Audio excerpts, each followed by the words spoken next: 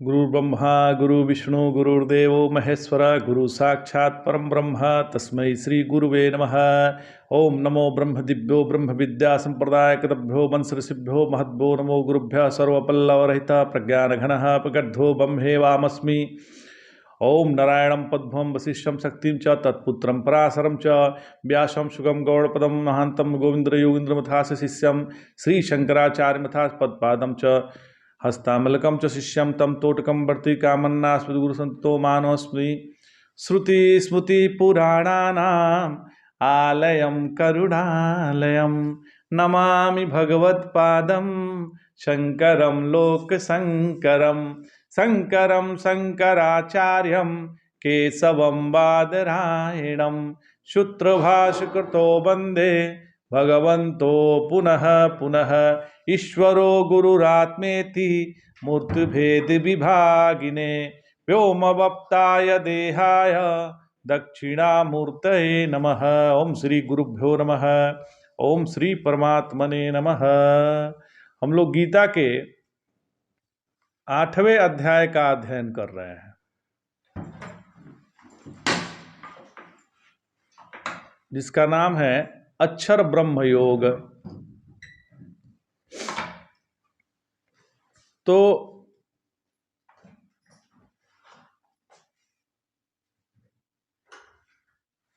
एक श्लोक है जो 8वें अध्याय का महावाक्य है। क्या है? तो माम अनुस्मर युद्ध च, यह 8वें अध्याय का महावाक्य, इसको समझ लीजिए।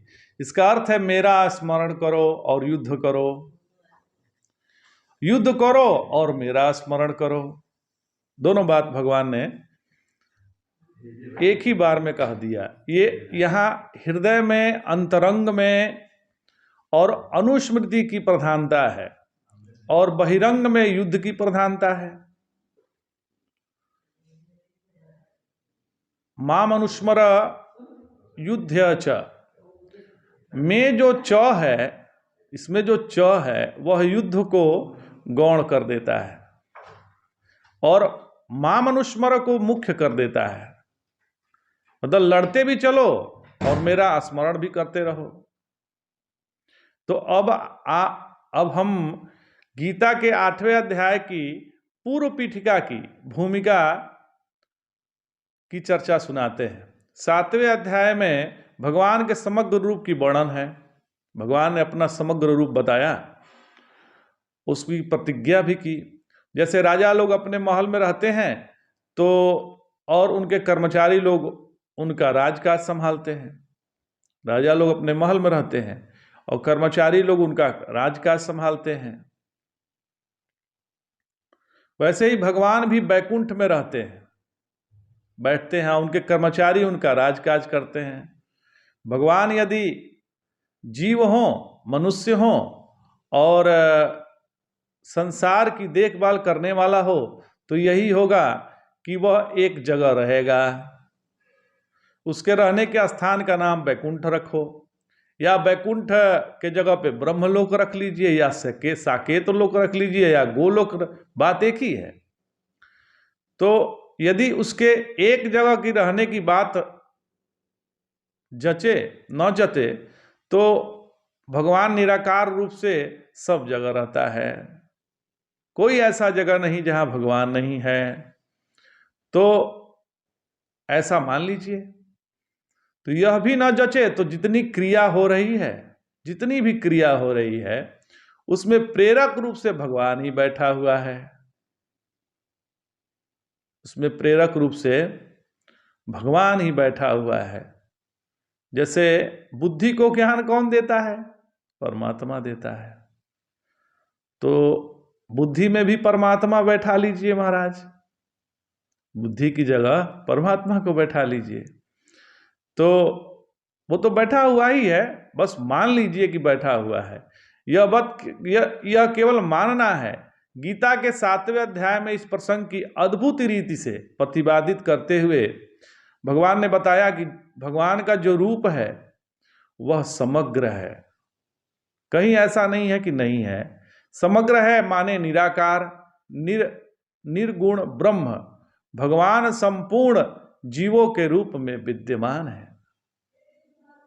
इस सृष्टि में जो क्रियाकलाप हो रहा है वह भगवान, जो पंचभूत है वह भगवान, उनमें जो ब्रह्मा विष्णु महेश सृष्टि संचालन पोषण और संहार करते हैं वे भगवान।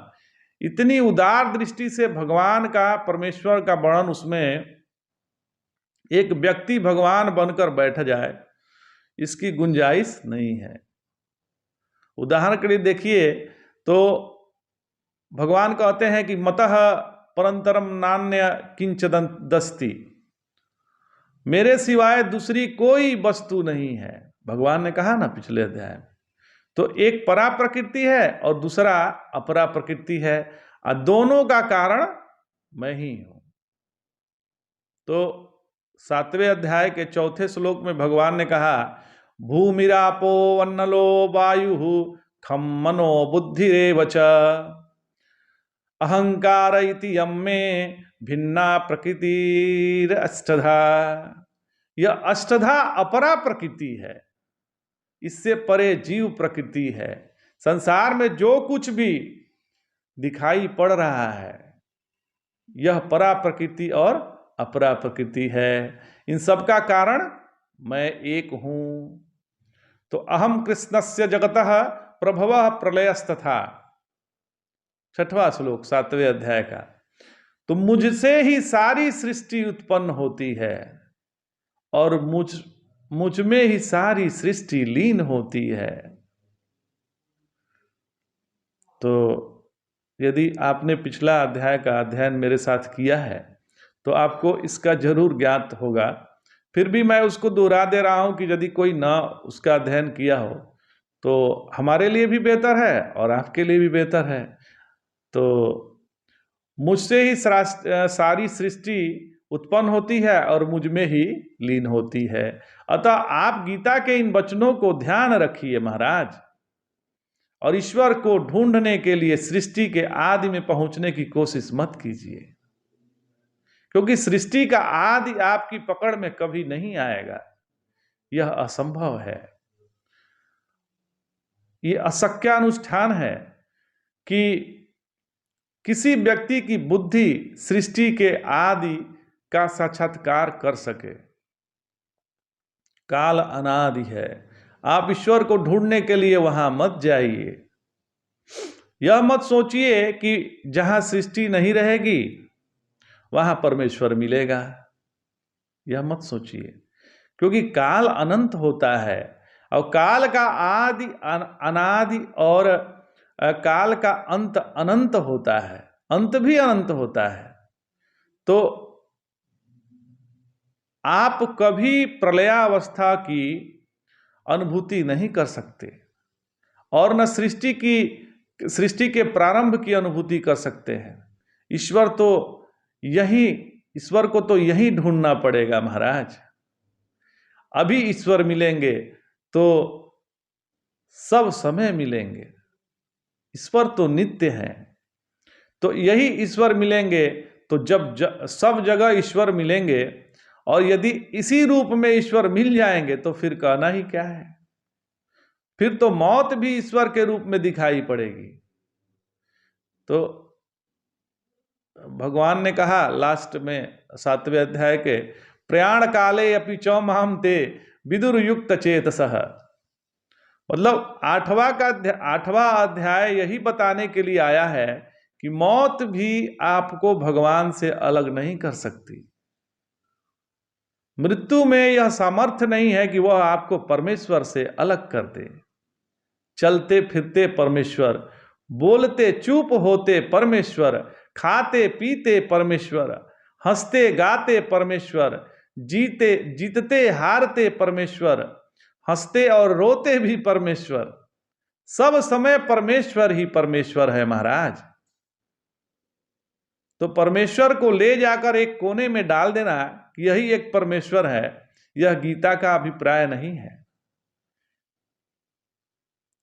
गीता का अभिप्राय यह है कि ईश्वर सर्वत्र है, सर्वाधिष्ठान में है। तो ईश्वर निराकार है, यह भी एक पंथ है। ईश्वर साकार है, यह भी एक पंथ है। ईश्वर किसी लोक में रहता है, यह भी एक पंथ है। और हम पंथ की नहीं, सिद्धांत की बात करेंगे महाराज। सबसे बढ़िया बात यही है कि हम इसी समय ईश्वर को ढूंढने निकल जाएं, ढूंढ निकालें ईश्वर को, पहचान ले कि यही ईश्वर है। श्री कृष्ण 7वें अध्याय के अंत में 8वें अध्याय की भूमिका बांधी। इसको प्रश्न बीज बोलते हैं। जैसे किसी अंकुर के लिए बीज का होना आवश्यक है ना, किसी अंकुर के लिए बीज का होना आवश्यक है, उसी प्रकार 8वें अध्याय का अंकुर निकालने के लिए उन्होंने 7वें अध्याय के अंत में बीज डाल दिया। क्या डाल दिया? जरा मरण मोक्षाय मामाश्रित्य यतन्ति ते ब्रह्म तद्विदुः कृष्ण मध्यात्मम कर्म चाखिलम। तो उन्होंने 8वें अध्याय का बीज 7वें अध्याय के अंतिम में ही डाल दिया। क्या कहे फिर? साधिभूताधिदैवं माम साधि यज्ञम च ये विदुः प्रयाण काले अपि च माम ते विदुर्युक्त चेतसः। युक्त चेतसः। आप स्वभावतः संसार के दुख से छूटना चाहते हैं। ऐसा कोई प्राणी नहीं होता है जो दुख से छूटना नहीं चाहता। कोई ऐसा प्राणी नहीं है। पाने की इच्छा सबके मन में होती है। जहां जहां दुख होगा वहां वहां से छुटकारा पाने की इच्छा होगी ही। हमने एक चींटी को छूने की कोशिश की तो वो भागी, एक मच्छर को हाथ लगाया तो वो उड़ के भागा, एक खटमल को भी पकड़ना चाहा तो वो पकड़ में नहीं आया, एक दराज में जाकर छिप गया। क्यों? इसलिए कि चींटी, मच्छर, खटमल आदि सभी प्राणी दुख से भागना चाहते हैं, दुख से छूटना चाहते हैं। आप सब लोग भी मोक्ष चाहते हैं। जहां जहां दुख है वहां वहां से हटना चाहते हैं। इसमें कम्युनिज्म, सोशलिज्म का कोई फर्क नहीं होता। नास्तिक को भी दुख से छुटकारा चाहिए महाराज। इसलिए मोक्ष को पुरुषार्थ कहते हैं। मोक्ष माने छुटकारा, माने मुक्ति। आप स्वयं सोचिए कि छूटना चाहते हैं कि नहीं दुख से। आप निश्चय ही आप दुख से छूटना चाहते हैं। जड़ता में ही हैं। दुख से तो छूटना चाहते हैं लेकिन अभी जड़ता में ही हैं। जन्म में जड़ में, रोग भी जड़ में, बुढ़ापा भी जड़ में, मृत्यु भी जड़ में। जड़ता ही बेहोशी है। आप बेहोशी से छुटकारा चाहते हैं। वैसे आजकल कई लोग बेहोशी के लिए नशीली चीजें खाते फिरते हैं। मदिरा का पान करेंगे, नशीली दवाओं का सेवन करेंगे, परंतु उनको मालूम रहता है कि इससे जो आजकल कई लोग बेहोशी के लिए नशीली चीज खाते हैं, परंतु उनको मालूम है कि बेहोशी आएगी वह थोड़ी देर के लिए आएगी। आप भी किसी दर्द से बचने के लिए बेहोशी का इंजेक्शन लगवाते हैं, दवा खाते हैं, गोली खाते हैं, परंतु आपको मालूम होता है कि उससे जो बेहोशी होगी वह थोड़ी देर के लिए होगी। यदि आपका ये ख्याल है कि आपको हमेशा के लिए बेहोशी हो जाएगी तो आप इस इंजेक्शन या गोली का सेवन बिल्कुल नहीं करेंगे। परंतु आपको मालूम होता है कि उससे जो बेहोशी होगी वह थोड़ी देर के लिए होगी। यदि आपका यह ख्याल हो कि वह हमेशा के लिए जड़ता, हमेशा के लिए बेहोशी आ जाएगी तो उसका आप सेवन नहीं करेंगे। कोई भी नशा का पदार्थ लेंगे तो क्या होता है कि उससे थोड़ा नींद आती है, तो थोड़ी देर के लिए आती है, फिर तो वही स्थिति है। ये जितने मदिरा पान करने वाले हैं वो दुख ढूंढने पर निकल जाते हैं। कहीं दुख मिल जाए तो फिर दारू पी ले, लेकिन उससे उनका दुख तो खत्म होता नहीं, वो तो 2-3 घंटा गायब रहेगा, फिर वही हाल है। जड़ता तो अंदर बैठा हुआ है। तो आपका दुख तो परमात्मा ही दूर कर सकते हैं महाराज। ये नशा का पदार्थ दूर नहीं कर सकता। कोई नशा सेवन से आपका दुख थोड़े देर के लिए आपको बेहोशी आ सकती है, थोड़ा देर के लगेगा कि दुख कम हो गया, लेकिन फिर जगने के बाद वही हाल है। तो आपको हमेशा बेहोशी हो जाएगी तो आप इस इंजेक्शन गोली का सेवन नहीं करेंगे। और हमेशा के लिए जड़ता कोई नहीं चाहता महाराज। फिर जो चीज 2 दिन के लिए आवे वह तो यही कहावत चरितार्थ करेगी कि 4 दिन की चांदनी फिर अंधेरी रात, यही कहावत हो जाएगी। आप 4 दिन की चांदनी से भी छूटना चाहते हैं, क्योंकि उसमें उसका भविष्य भी दुखी है, फिर जल्दी ही भी छूट जाएगी। जहां जड़ता में अपनी बुद्धि की ज्ञान की हानि है, ये जड़ता जो है अपनी बुद्धि की और ज्ञान की हानि करता है। दुख हमको सर्वथा अप्रिय है, हम अप्रिय से छूटना चाहते हैं महाराज, अज्ञान से छूटना चाहते हैं, मृत्यु से छूटना चाहते हैं। दुनिया में सब ऐसा चाहते हैं, इसलिए हम लोग ऐसा कहते हैं कि आप नित्य को चाहो, प्रकाश को चाहो, ज्ञान को चाहो, आनंद को चाहो।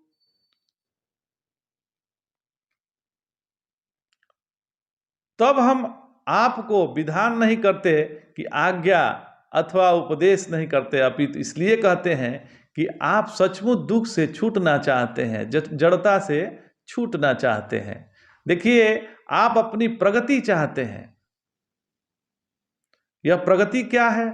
प्रगति माने जड़ता से छूटना, आगे बढ़ना। उन्नति अर्थात ऊपर उठना। उत्थान का नाम है उन्नति और आगे बढ़ने का नाम है प्रगति। तो आजकल प्रगतिशील शब्द का बहुत प्रयोग होता है। इसके प्रयोक्ताओं का तात्पर्य यही होता है कि वे अपने स्थान से आगे बढ़ना चाहते हैं, जड़ता उनकी पसंद नहीं है। यह बात दूसरी है कि जो लोग किसी पद की कुर्सी पर बैठते हैं वे उससे उठना नहीं चाहते हैं। उन्हें भी अनित्य कुर्सी नहीं चाहिए। जो कुर्सी आज मिल गई और कल उलट जाए उसका क्या फायदा? पर लोग बैठते उसी पर हैं। धृतराष्ट्र भी वो कुर्सी छोड़ना नहीं चाहते थे। तो आजकल कोई कुर्सी मिल जाए तो लोग छोड़ना नहीं चाहते हैं, हालांकि वो भी तो जड़ ही है। तो सारांश यह है कि आप अनित्यता से, जड़ता से, दुख से बचना चाहते हैं। इसके लिए उपाय क्या है? श्री कृष्ण ने बताया, माम आश्रित्य यतन्तिये, भगवान का आश्रय लो और यत्न करो। वहां भी 2 बातें हैं। 2 बातें क्या हैं? तो माम आश्रित्य और दूसरी यतन्तिये। आश्रय रखो बड़े का, महान है वही आश्रय लेने योग्य है। कैकेयी ने मंथरा की शरण ली, बेचारी मारी गई। दशरथ ने कैकेयी की शरण ली, बेटे का वियोग हुआ, स्वयं मर भी गए। तो शरण अथवा आश्रय छोटे की नहीं चाहिए महाराज। आश्रय लेने योग्य वही होता है जो हमारी रक्षा कर सके, हमारी अभीष्ट की पूर्ति कर सके।